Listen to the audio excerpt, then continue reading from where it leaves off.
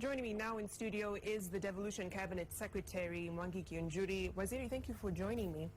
A very dire situation across the country. You've seen some pictures of what it is like on the ground from Sheila Sendeo's story, but just paint the picture for us. What is it really like in terms of the drought situation in the country? One thing is that we had warned, because by last year, October, we started looking at the trends. And in October, we came up together as a government and started to discuss the interventions. By then, we are discussing on the immediate interventions. Then we looked at the short term, the medium, and the long term.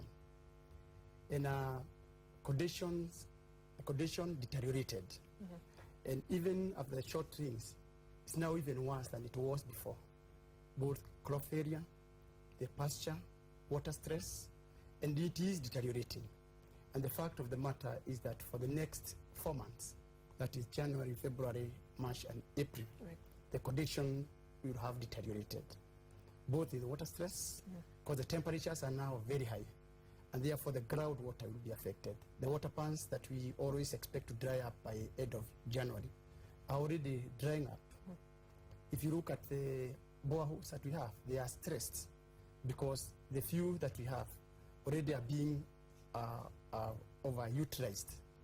Breakdown must occur.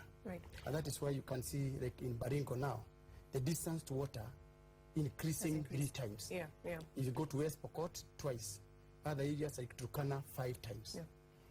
But what we're doing is that because we already expected this to happen, we have upped the game.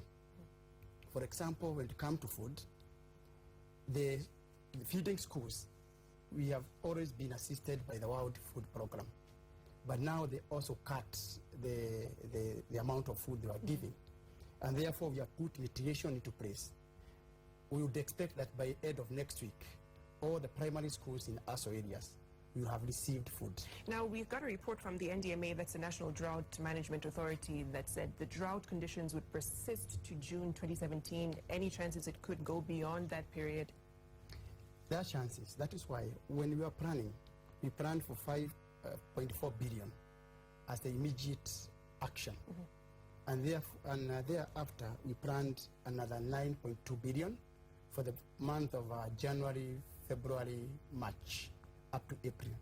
And then another 7 billion to take us through the month of June, July, August, up to September.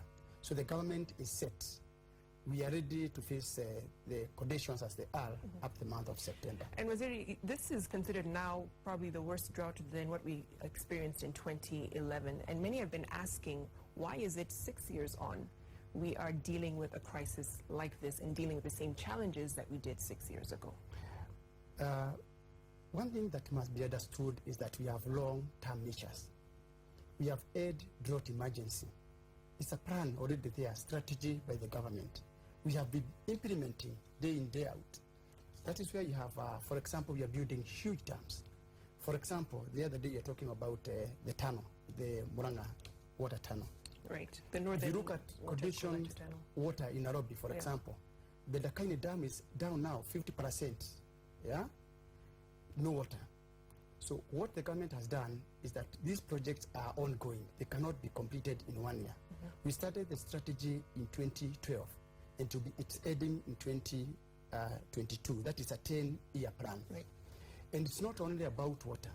It's about also looking at other infrastructures that can be able to spur the economy of those areas. It's not about drought. Are we taking part to the people, the health facilities to the people? Are we improving our roads to the people? Agriculture, modernization, and so on.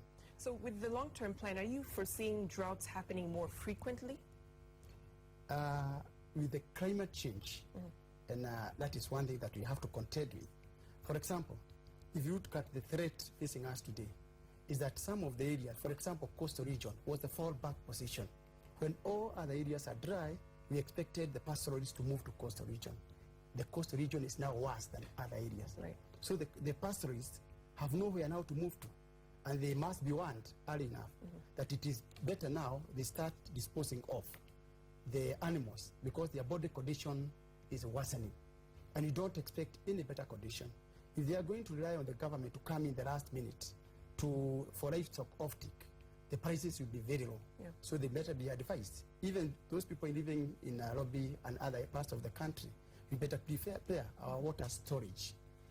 Therefore, we should be able to match this. In our neighbors, again, because I want to answer the question whether it is going to be worse. Right. For example, it is even worse now in at our borders. In Sudan, it's worse. Uganda, worsening. Ethiopia, the same. So again, we shall have nowhere to move the animals to. So it is not Kenya alone that is suffering. It's a global issue. Right. And therefore, we should be prepared for the worst.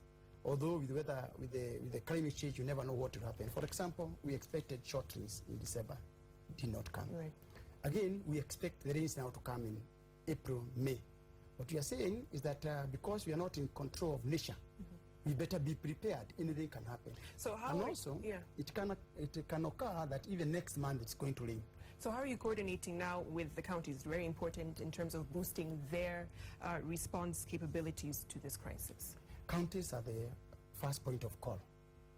In fact, what we are doing is just to come in for backup. But now with the drought situation the way it is, we are taking it seriously as government now. We are ignoring whether they are existing or not, but they have done very good job. And for example, we've called a meeting on Monday, that is tomorrow, 10 o'clock, all the governors from ASO areas and other stakeholders, so that we can come together and agree who will take which responsibility, just to ensure that no Kenyan will die. And another worry beyond this is when it comes to food aid, a lot of times it's susceptible to corruption or even politicians trying to take advantage of such a scenario. What are you doing to ensure that does not happen? Surprisingly, the last 3 months, I don't know whether it's change of behavior, because from our administrators, the members of parliament, there is collaboration. And what we do, whenever we set out food to the people, any truck leaving Nairobi, we ensure that we write a letter to the member of parliament informing him that we have sent food. Again now, we have started sending text messages. Like whenever a truck leaves Nairobi, we inform the member of parliament, we inform the county commissioner, so that there is that follow-up. And because they are also concerned, because even some counties, there are some pockets. You can get a county is suffering, but there are some pockets that are hit, worse hit. Right. And it is now their responsibility. Some of them have been even providing transport where we don't have enough trucks to take food, and they are tracking food down there. And that is why you can see up to now, you don't see members of parliament being hostile to government. Okay. And we have also increased the ratio. The families that used to give like 10 kgs of maize, 5 kgs of beans, 2 kgs of rice, now we have doubled the ratio. Okay. So that the family will not suffer. They can get food the whole month. And we have been supplementing the county government. And considering this is an election year, a lot of politicians will try to take advantage of this crisis. I don't think so. What they will do, and we have to do that, we have to allow them to go and distribute. Because if we leave it to one person or one institution to do it, then there is risk of food not reaching to the people. What you want to ensure that if you release 100 bags of maize to the people of Turkana, a certain village in Kainuk, the people of Kainuk will receive 100 bags of maize. Okay. And with this competition and the politicians trying to take advantage over it, they will ensure that they get the food. Okay. So for us, it's a catch-22. Either you restrict them from food distribution, and you don't know what will happen. Right. And at this time of a situation, it's like a state of war. We need everybody on board.